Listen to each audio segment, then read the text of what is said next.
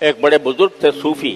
اب کوئی ان کا جتنے لوگ بزرگ ہوتے ہیں ان کے کچھ مخالف بھی ہو جاتے ہیں. تو ایک مخالف نے ان بزرگ کے بارے میں یہ کہا کہ تم تو کتے سے بھی بدتر ہو. منہ پر کہہ دیا کہ تم کتے سے بھی بدتر ہو. تو ابھی مجھے پتا نہیں, اگر اللہ تبارک و تعالیٰ نے مجھے جہنم سے محفوظ کر لیا اور جنت میں داخل کر دیا, اس وقت تو مجھے پتا چلے گا کہ میں کتے سے بہتر ہوں. لیکن اگر اللہ تعالیٰ نے کہیں پکڑ کر لی تو یقیناً میں کتے سے بدتر ہوں. مجھے کیا پتا کہ اللہ تبارک و تعالیٰ نے میرے بارے میں کیا فیصلہ کر رکھا ہے. لہٰذا تم جو کہہ رہے ہو کتے سے بدتر ہوں, ہو سکتا ہے ہوں کتے سے بدتر, اس واسطے کہ پتہ نہیں اللہ تعالیٰ نے میرے ساتھ کیا معاملہ فرمانا ہے اور کیا فیصلہ کر رکھا ہے. تو جب کوئی اتنا بڑا بزرگ آدمی جو عابد ہے, زاہد ہے, لوگ اس کے پاس رجوع کرتے ہیں, لوگ اس سے ہدایت حاصل کرتے ہیں, وہ بھی یہ کہہ رہا ہے کہ میں کتے سے بھی بدتر ہونے کا احتمال رکھتا ہوں. ہو سکتا ہے کتا مجھ سے بہتر ہو, کیونکہ اگر مجھے جہنم میں داخل کر دیا گیا العیاذ باللہ تو یقیناً کتا مجھ سے بہتر ہے کہ اس کو جہنم میں داخل ہونے کا کوئی خطرہ نہیں. لہذا ہر مسلمان کو دوسرے مسلمان کے بارے میں کبھی بھی یہ خیال نہ آنا چاہیے کہ میں اس سے افضل ہوں, علم میں افضل ہوں. ارے کیا پتا تم پیچھے رہ جاؤ اور وہ کم علم والا آدمی وہ تم سے آگے نکل جائے.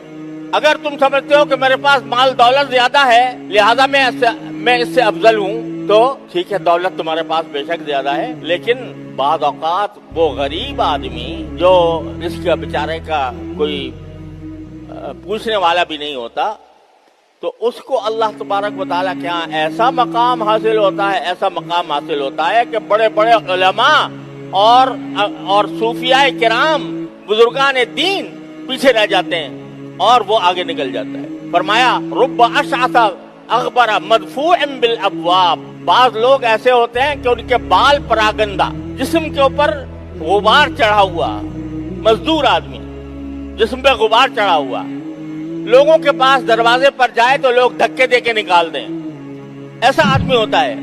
لیکن اللہ تعالیٰ کے ہاں ایسا محبوب ہوتا ہے کہ اگر وہ اللہ کے اوپر کوئی قسم کھا لے تو اللہ تعالیٰ اس کی قسم سچی کر دیتے, اللہ تعالیٰ اس کی قسم سچی کر دیتے ہیں. تو کس کو تم حقیر سمجھو گے, کس کو اپنے آپ کو کس سے افضل سمجھو گے؟ اگر تمہیں اپنی نیکی پر گھمنڈ ہے کہ بھئی میں نماز پڑھتا ہوں, 5 وقت مسجد میں حاضر ہوتا ہوں, صف اول میں شامل ہوتا ہوں, یا میری تکبیر اولیٰ فوت نہیں ہوتی, اور میں روزوں کی بھی پابندی کرتا ہوں, میں صدقہ بھی دیتا ہوں, میں اور سارے نیک اعمال کرتا ہوں, قرآن پڑھتا ہوں, تسبیحات کرتا ہوں, ذکر کرتا ہوں, اور دوسرا آدمی جو ہے ان سب سے محروم ہے, تو بے شک محروم ہے, اس کے لیے دعا کرو کہ اللہ تعالیٰ اس کو اس مشکل سے نکال دے.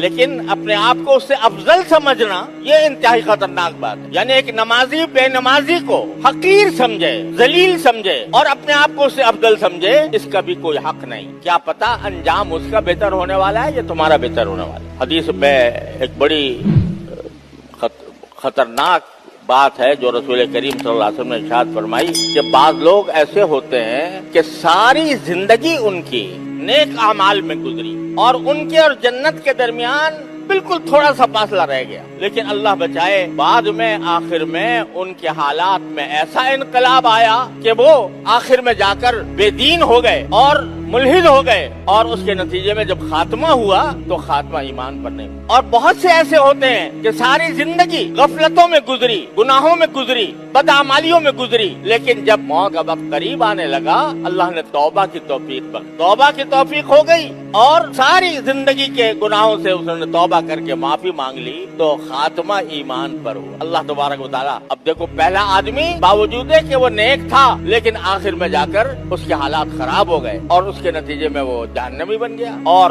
جو دوسرا آدمی جو ساری زندگی بدعمالیوں میں گزری تھی لیکن خاتمہ ایمان پر ہوا, عمل صالح پر ہوا, تو اس واسطے اللہ تعالیٰ نے اس کو جنتی بنا دیا. تو کس کو حقیر سمجھو گے, کس کو ذلیل سمجھو گے, اپنے آپ کو کس پر افضل سمجھو گے؟ پتہ نہیں اس کا خاتمہ کیسا ہونے والا ہے, تمہارا خاتمہ کیسا ہونے والا ہے. لہذا ذلیل سمجھنے کا, حقیر سمجھنے کا کسی کو حق نہیں ہے.